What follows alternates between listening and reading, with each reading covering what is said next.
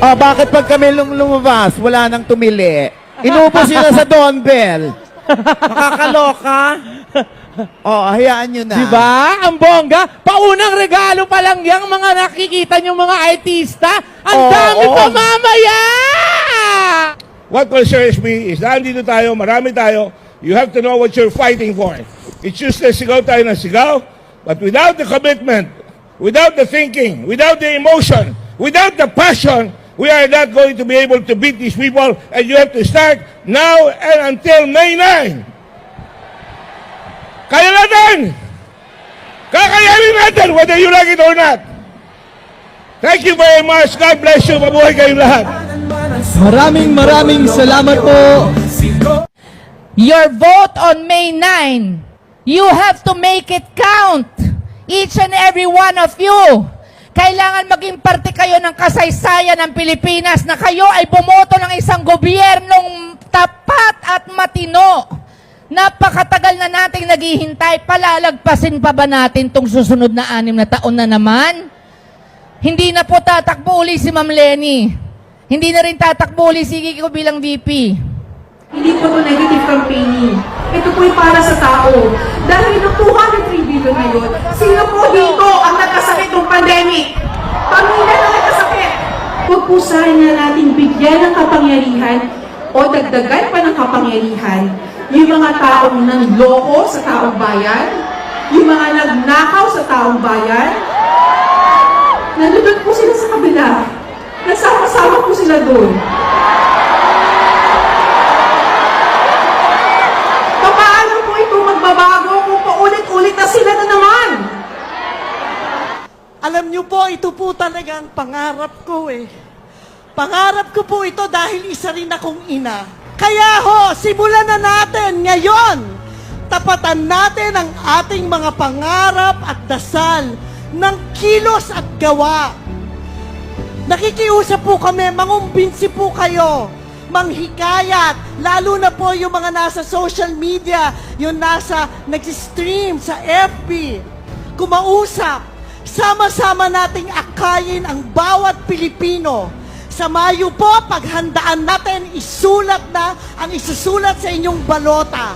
Iboto natin si Presidente Leni Robredo, Vice President Kiko Pangilinan, at ang kanyang tropang angat!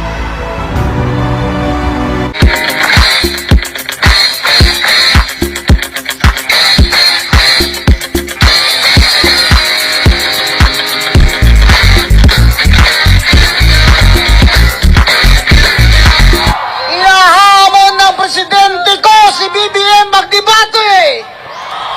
Ayaw niya kasi wala siyang bayag! Wala siyang bayag! Wala siyang bayag! Kung ayaw niya magdebate kay Leni Robredo, Napakayubi! Halika dito, BBM! Pagsuntukan tayo! Alam niyo, ayoko na mapakisagsukuntukan doon kasi baka mahawa ako eh. Naagdas na yung kamay niya eh. Sa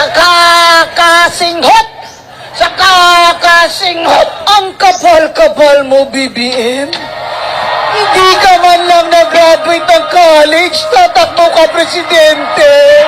Sasabihin mo pa, mas magaling ka kay Leni Robredo na taga-UP School of Economics.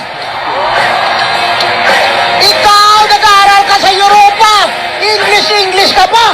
Naka-Rolls Royce ka pa. Hindi ka na-graduate kasi babangag-bangag ka lang. Tangina mo! Hindi kami bangag. Hindi kami bangag. Si BBM bangag. Si BBM bangag. Pag si Bongbong Marcos ang nanalo, wala pong economic recovery. Wala kaming trabaho. Walang bagong kapital. Walang bagong investments dahil ayaw po ng mga capital investor na ang presidente ay Bobo. Si BBM Bobo. Si BBM Bobo. Si BBM Bobo. Si BBM. Well, thank you very much, Mr. President, for your remarks and obvious support of investment in the Philippines.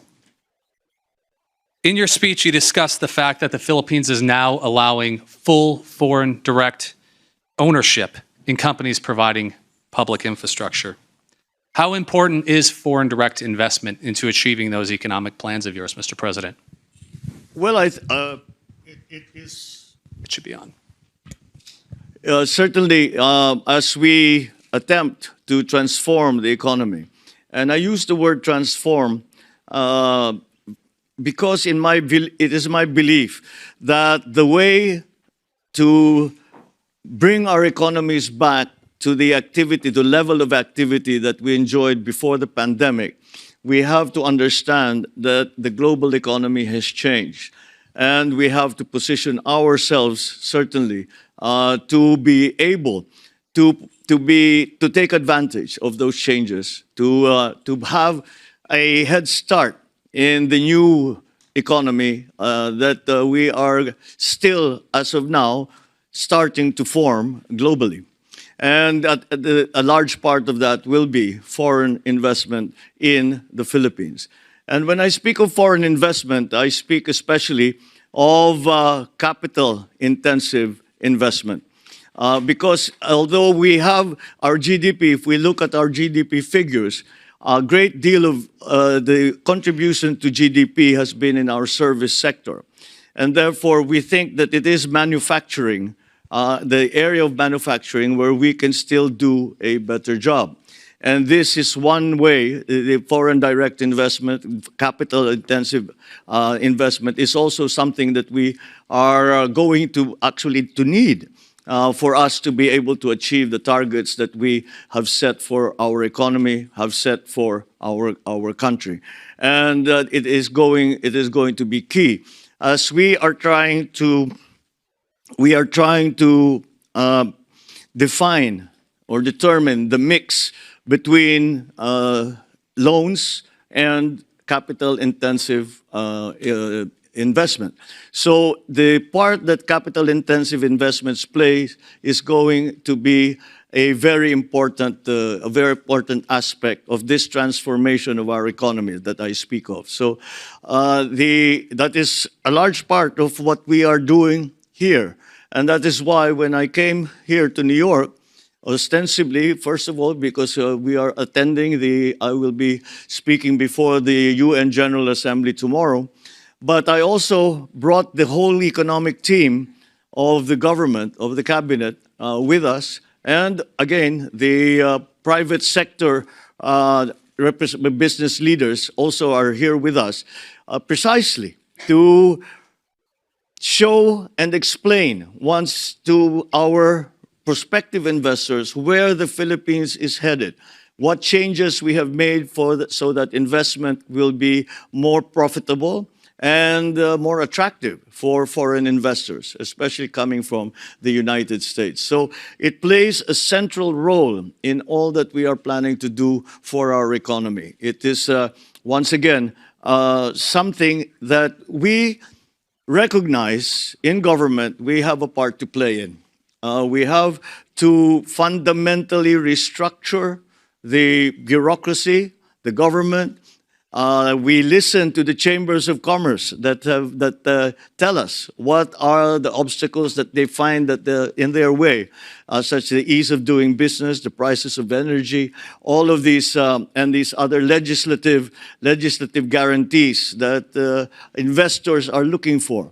And I believe we are headed in the right direction. And I believe that if we continue down this road and we are able to attract investors to this new investing climate that we are starting to create in the Philippines, then I believe that with the role that foreign direct investment will play, I think we could succeed. But that just illustrates how important we consider that investment to the transformation of our economy.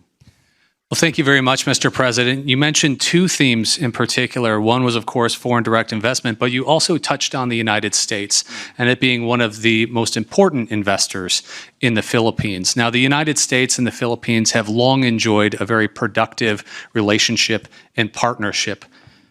Can you talk a little bit about that partnership and how you see it going forward? Well, our relationship has gone back for over 100 years between the United States and the Philippines.